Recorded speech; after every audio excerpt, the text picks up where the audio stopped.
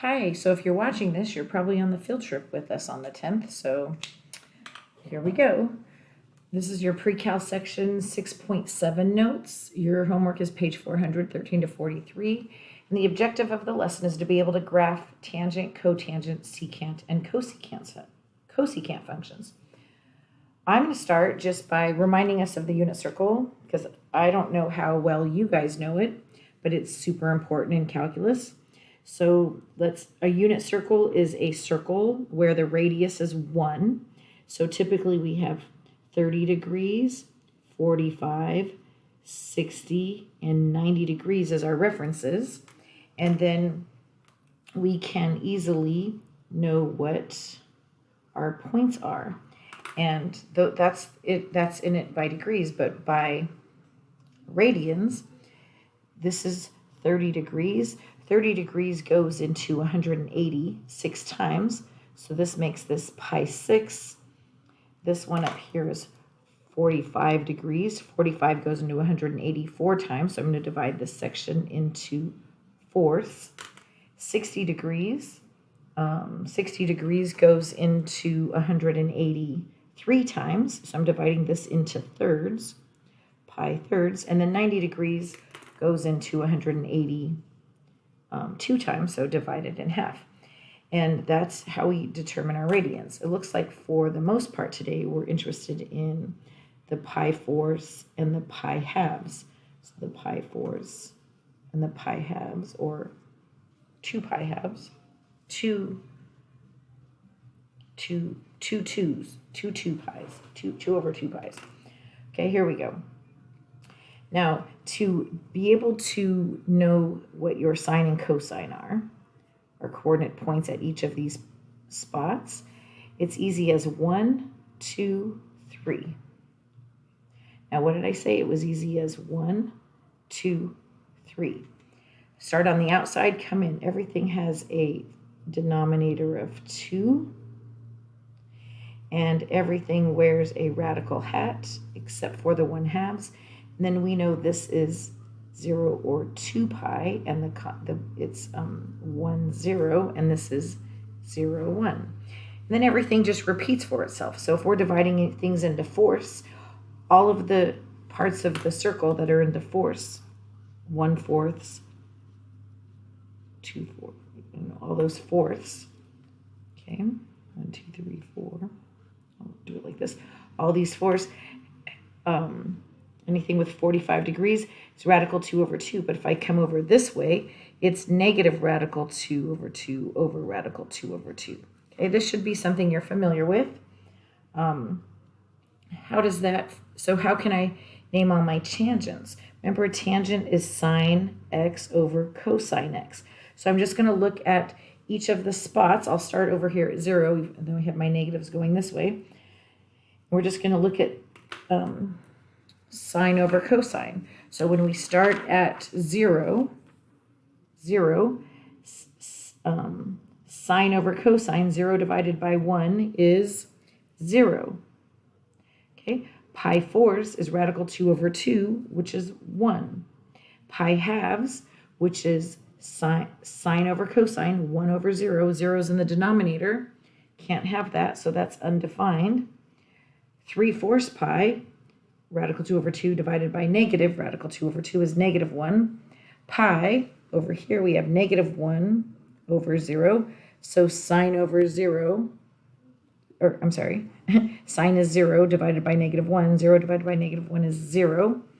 5/4 pi is, 1/4, 2/4, 3/4, 4/4, 5/4. This is the 45 degree going off in this direction. 5/4 pi, it's going to be in negative radical 2 over 2 divided by a negative radical 2 over 2, which is going to be positive. And then 3/2 pi is going to be in this position right here. And that position is 0, negative 1. So sine over cosine, our cosine again is on the bottom. So that's undefined. Let's go the other way.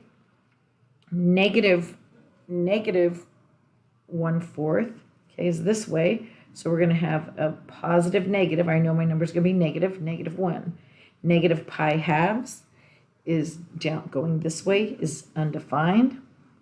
Negative 3/4, negative 1/4, 2/4, 3/4 is right here. Negative, negative makes it positive.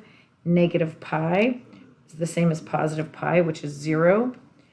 5/4, 1/4, 2/4, 3/4, 4/4. 5/4, negative 5/4 is negative over positive, negative 1.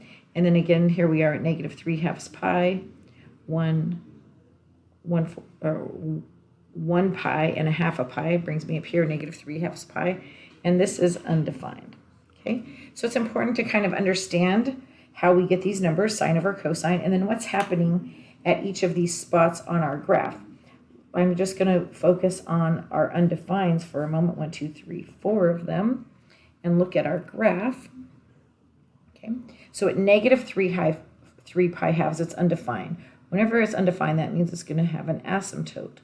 Okay, at negative pi halves, we're going to have another asymptote. At positive pi halves, and at positive 3 pi halves. So there's an asymptote all over there. So I can graph this. Now let's start looking at what's happening here. Let's go ahead and graph this. So at negative pi, we're at 0. At 0, we're at 0. And at pi, we're at 0. See, I just graphed all the zeros because they're easy. So then what's happening? Look at it, negative 5/4 pi, it's negative 1. So let's say this is negative 1. Negative 3/4, it's positive 1.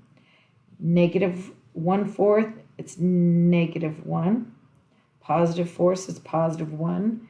Am I going too fast? Negative 3 pi 4, 3 is right here. Negative 1. 5/4 is here. So they're going like, they're touching at 0 and at these points. We'll call this like negative 1, and this is positive 1.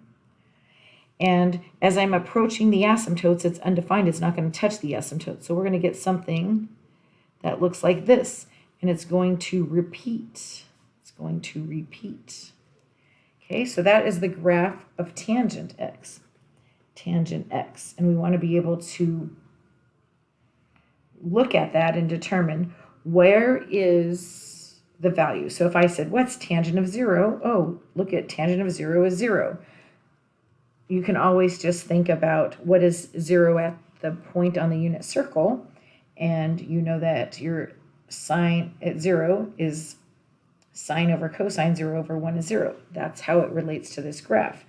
What is tangent of negative pi halves?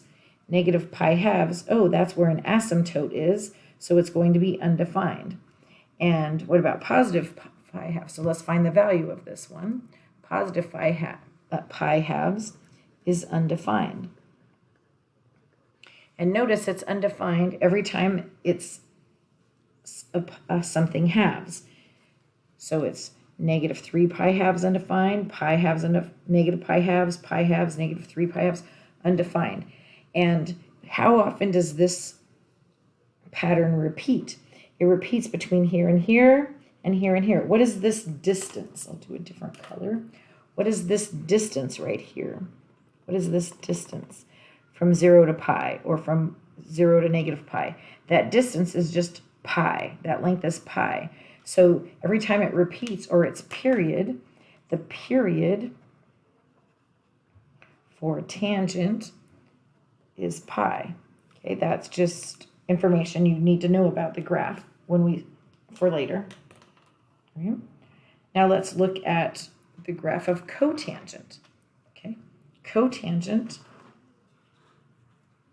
I'm going to use this same graph up here, cotangent x. Okay, cotangent x.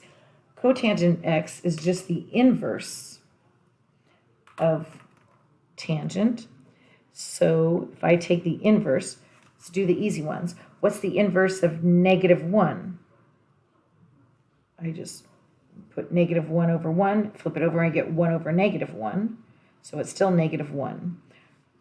This is me 1, negative 1, 1, negative 1, 1. These are all going to be just still the same, because when I flip them over, 1 over 1, when I take the inverse of it, I get 1 over 1. Negative 1 over 1, when I flip it, I get 1 over negative 1, which is negative 1. But what is the inverse of 0? So we're kind of talking about slopes here. Or what's the opposite? Let's see what's happening here. Let's go to negative pi. Negative pi is over here.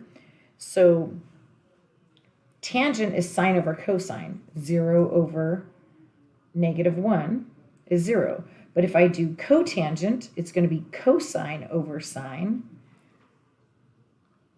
Cosine x over sine x. So now my 0 is in the denominator. Nope, you can't see what I'm doing. My 0 is in the denominator. So now at negative pi, this is going to be undefined.